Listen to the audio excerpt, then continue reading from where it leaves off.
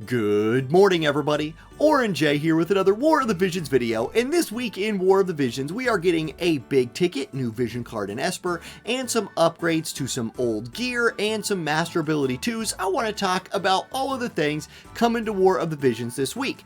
Another little reminder, my normal Wednesday, Thursday schedule gonna be off. I'm packing my bags literally right now to go out of town in the morning, so for the first time in a year, I won't do a dark and early Wednesday morning video.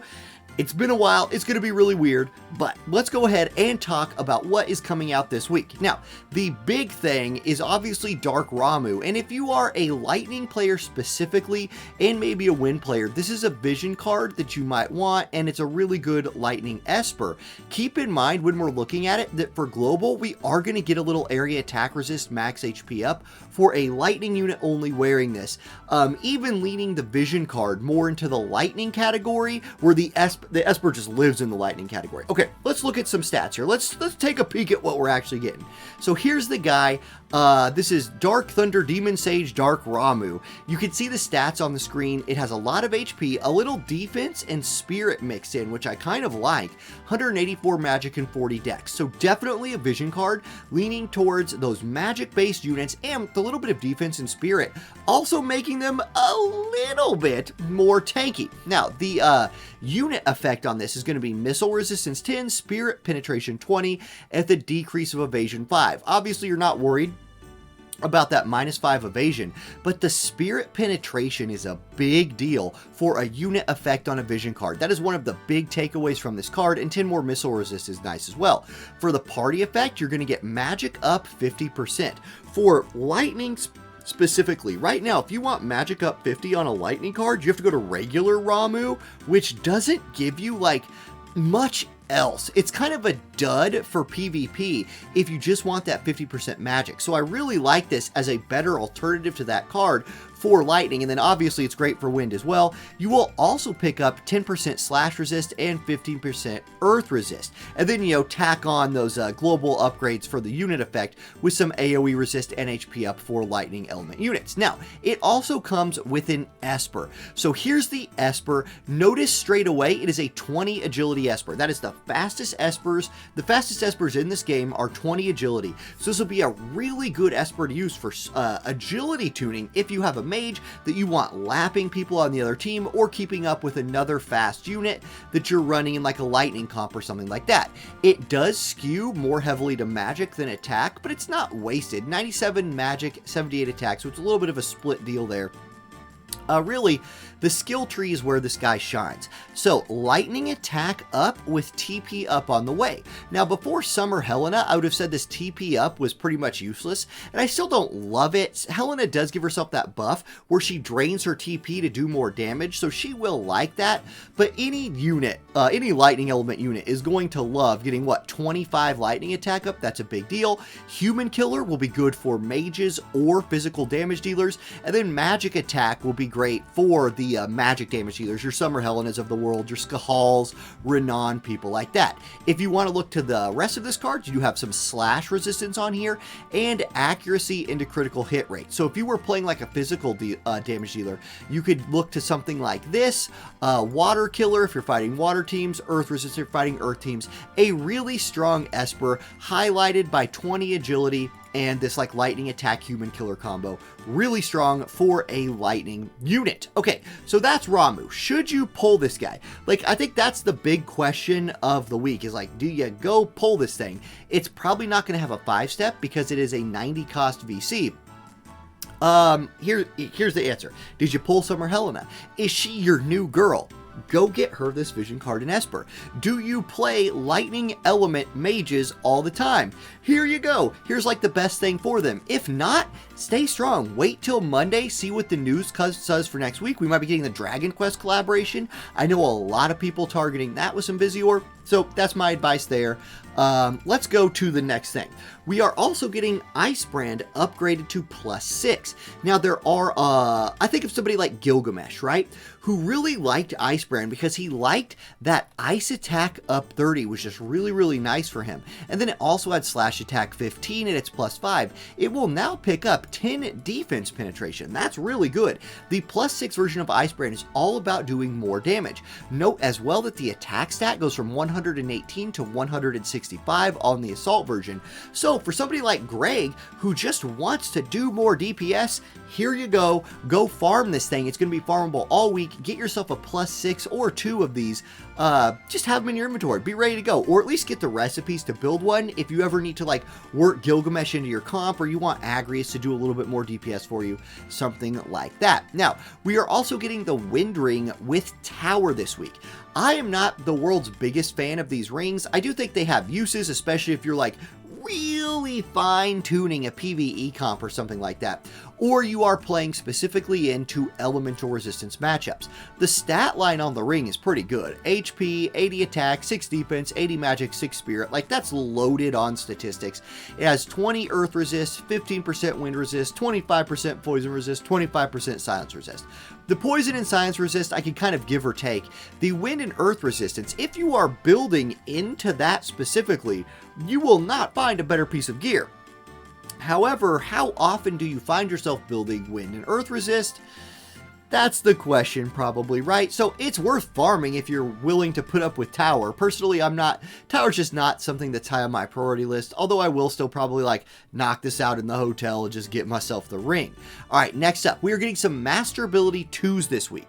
Howlet is the UR unit, Tyytas is the MR, and Shell is the other MR. So let's start with Howlet, the UR unit. There is a clear direction they are pushing Howlet in right here, and I'll tell you what I think that is. So previously, his master ability was pretty good for a wind element magic damage dealer. Spirit penetration 20, magic up 10%. I mean, for an old master ability, that's good.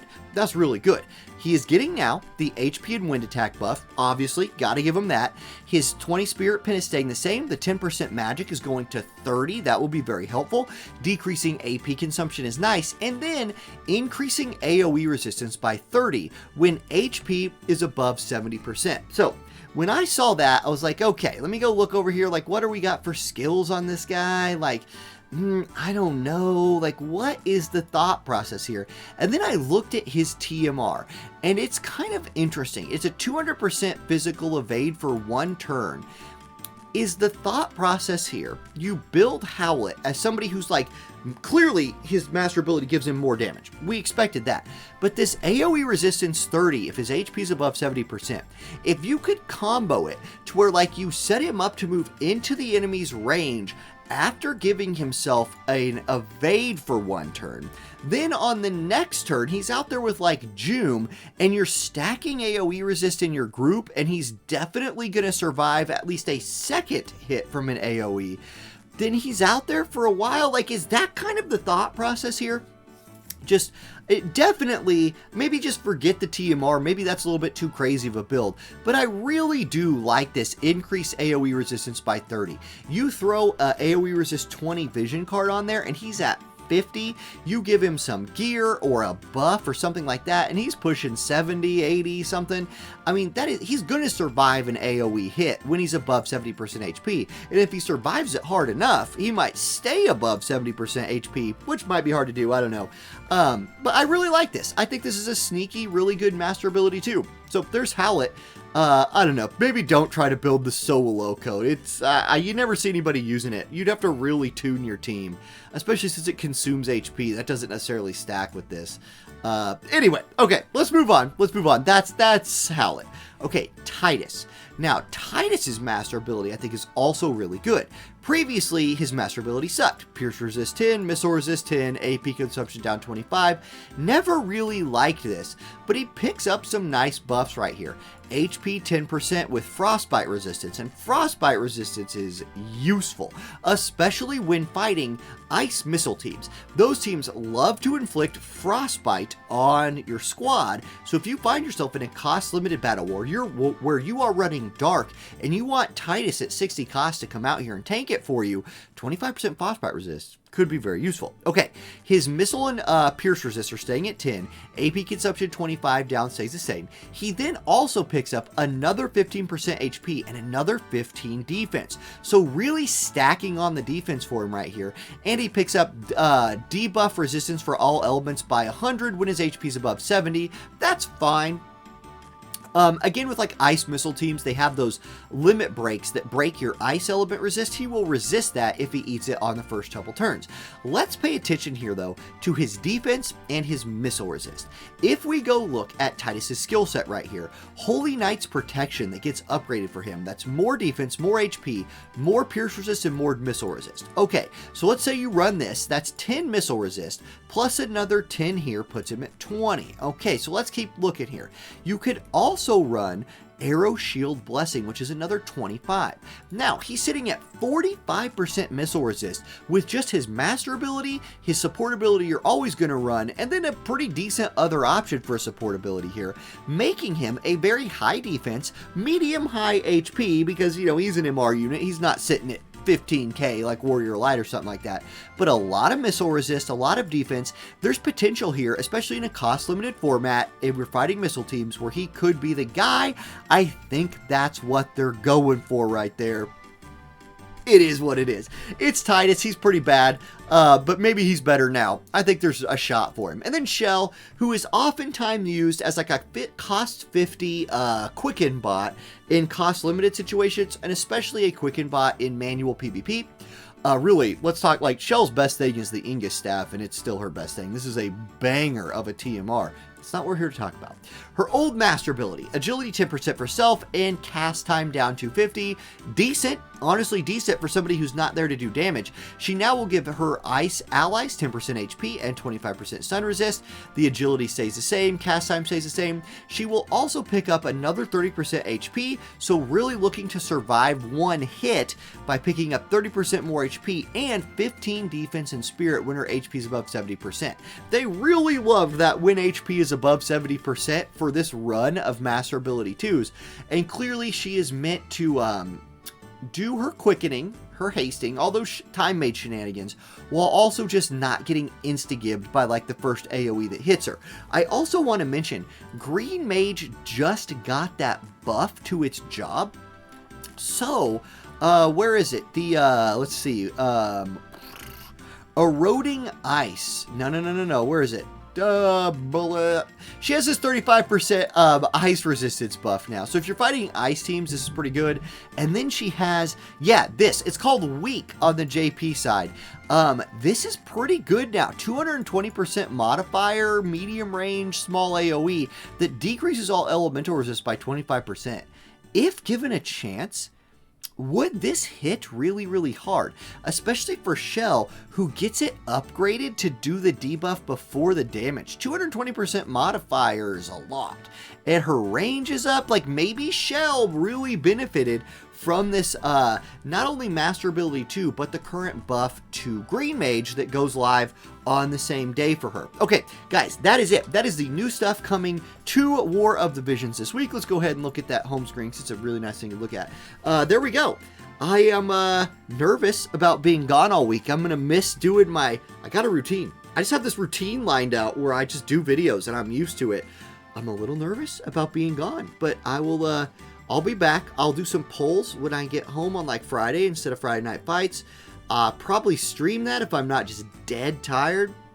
Otherwise, see you guys then. Have a great week, and I'll see you next time. Peace.